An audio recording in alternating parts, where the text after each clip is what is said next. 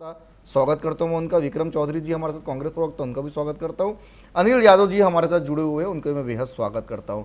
दीपक जी, सबसे पहले सवाल मेरा आप ही से है। आप लोग लगातार ये बात कर रहे हैं कि किसानों के लिए व्यवस्था जो है पर्याप्त है, किसानों की गेहूं खरीदी भी बहुत आराम से हो रही है और किसानों को पैसा भी जो है त्वरित हो रहा है।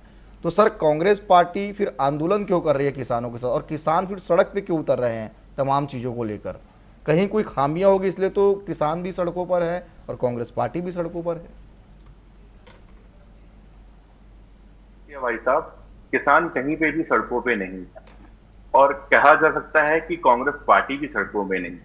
कांग्रेस पार्टी के कुछ नेता जो अपनी जमीन तलाशने के लिए, अपनी अध्यक्षी से बचाने के लिए ये आंदोलन कर रहे हैं। इस आंदोलन में कोई भी कांग्रेस का बड़ा नेता, किसान तो छोड़ी, किसान भाई तो पूरी तरीके से भारतीय जनता पार्टी के साथ है ही है, उस पर मैं आऊंगा। सर्वप्रथम मैं कांग्रेस पे आता हूं।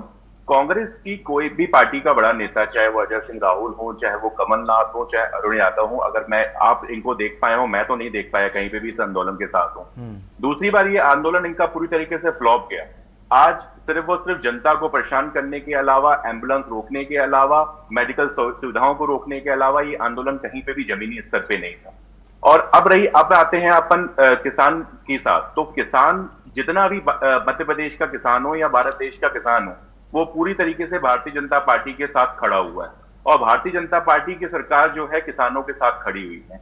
आज जो भारतीय जनता पार्टी मध्य प्रदेश की सरकार है, वो 2625 रुपए आज अपने समर्थन मूल्य दे रही है।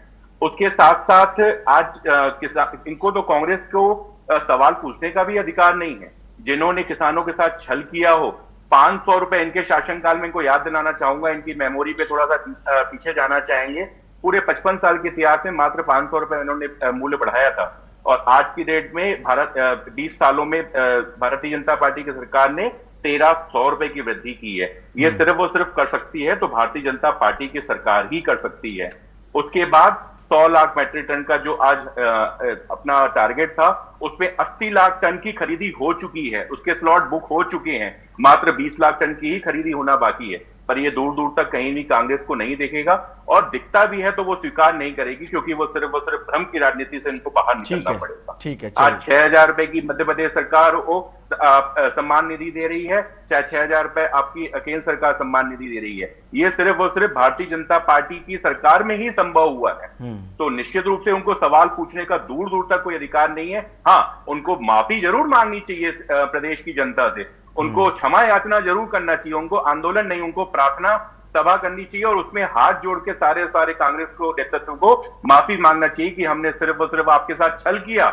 हमने 15 महीने की सरकार में सिर्फ और सिर्फ लाल पीले किसान माफी के नाम पे सिर्फ कार्ड बनाए, डिफाल्टर घोषित किया, किसानों की बिल्कुल भून की हत्या की। ये सारी चीजों के लिए ठीक है दीपक जी, लौटूंगा आपके पास। ठीक है, मैं जवाब ले लेता हूं विक्रम जी के साथ। ठीक है विक्रम जी, अगर ये आंदोलन किसान